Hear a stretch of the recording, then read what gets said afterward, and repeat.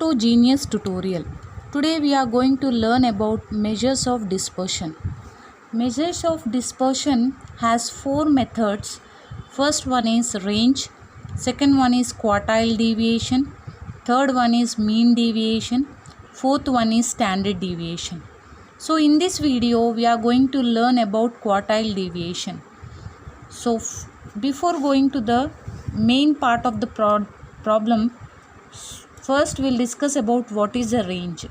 Range is nothing but largest value minus smallest value is the range formula. Coefficient of range is equal to largest minus smallest value divided by largest value plus smallest value.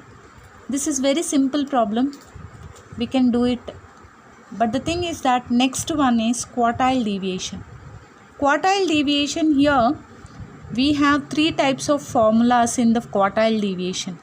Interquartile range is Q3 minus Q1.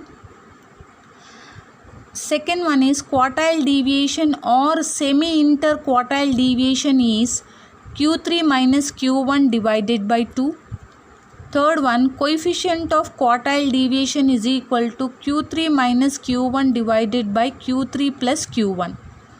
So this is a part of formulas of first two measures of dispersion methods we have discussed, and third and fourth methods we'll discuss in the next video. Okay. So I have taken one example, calculation of quartile deviation and its coefficient. So in this example I have taken the continuous series problem and frequency. Continuous series 0 to 10, 10 to 20, 20 to 30, 30 to 40, 40 to 50. And frequency is 4, 15, 28, 16, 7.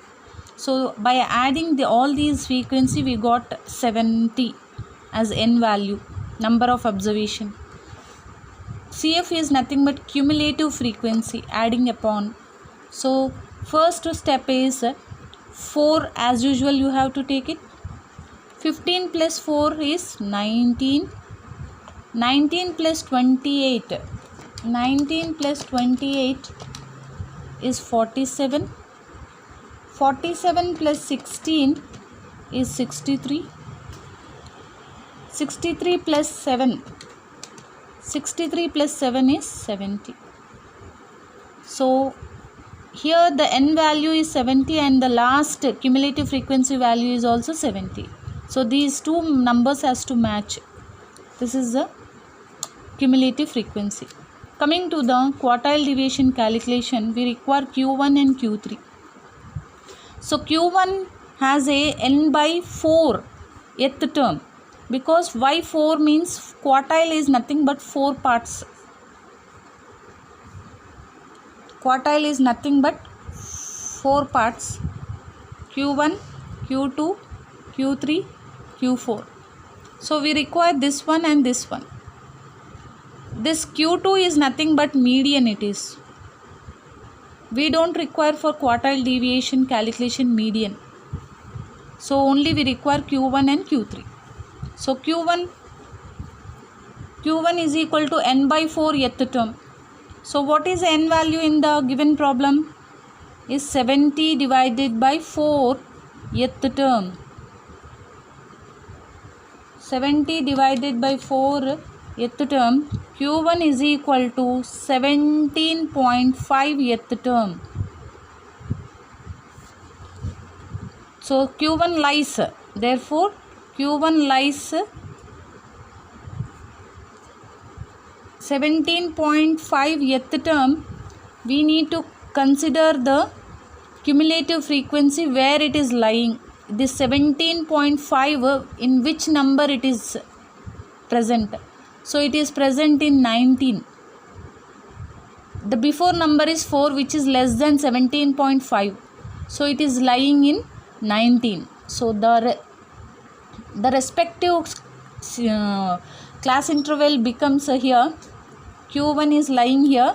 So the respective class interval, this one will 10 will become L1 and frequency becomes F, that is 15, and the above one above one will becomes the CF for this series. Once again I'll repeat. Q1 is equal to 17.5 th term, we got it. In cumulative frequency we need to observe this 17.5 where it is. It is lying in 19. It is lying in 19. So the respective class interval, this 10 will become L1 and its frequency becomes 15, that is F, and the above one will become CF. So we got the values. So here Q1 lies between 10 to 20, L1 becomes 10, F becomes 15 and CF becomes 4. I is nothing but 10. The difference between the lower class interval and upper class interval. Okay. So now you write the formula of Q1 is equal to L1 plus N by 4 minus CF divided by F into I. Substitute the values in the formula. Q1 is equal to L1 is 10 plus N by 4 is already we have calculated 17.5 minus CF 4 divided by frequency 15 into 10.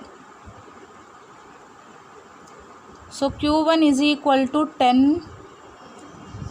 After solving this one, 17.5 minus 4 divided by 15 into 10 will get 9.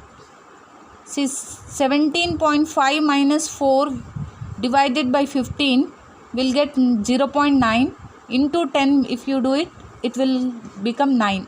So your Q1 value is equal to 19. Next one, Q3. Q3 value, th term is third quarter. So it is 3n by 4.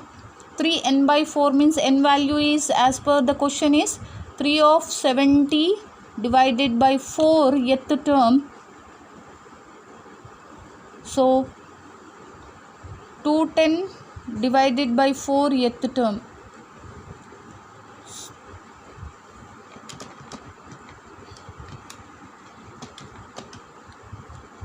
Q3 is equal to 52.5 th term. So 52.5 th term, coming to the cumulative frequency, where it is lying, in 63 it is lying, because the before number is 47, which is less than 52.5.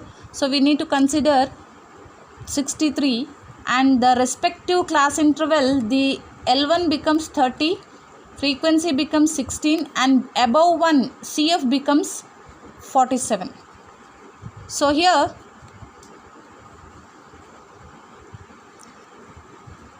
Q3 lies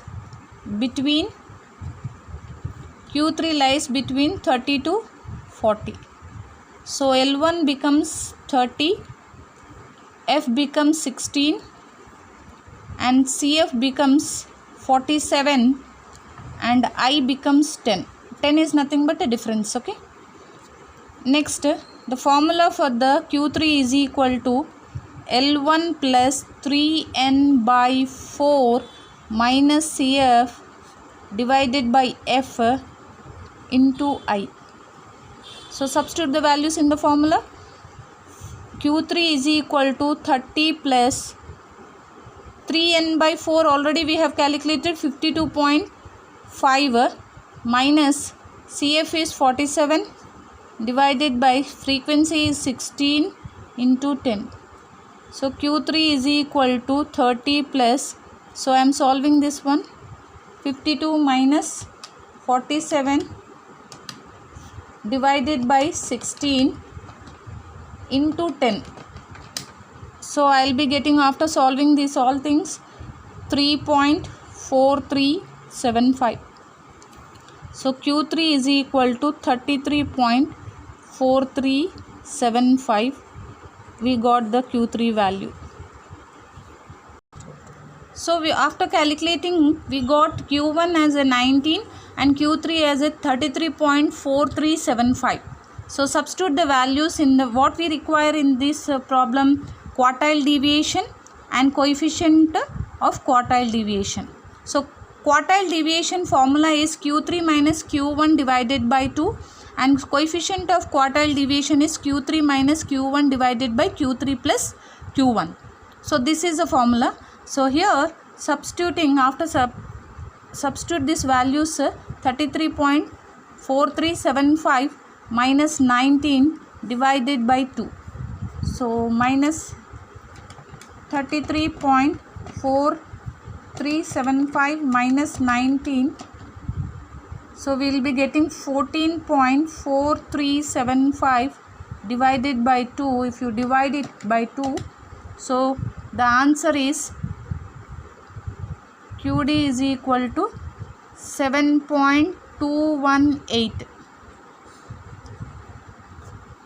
QD, quartile deviation, is equal to 7.218. Okay. After this, coefficient of QD.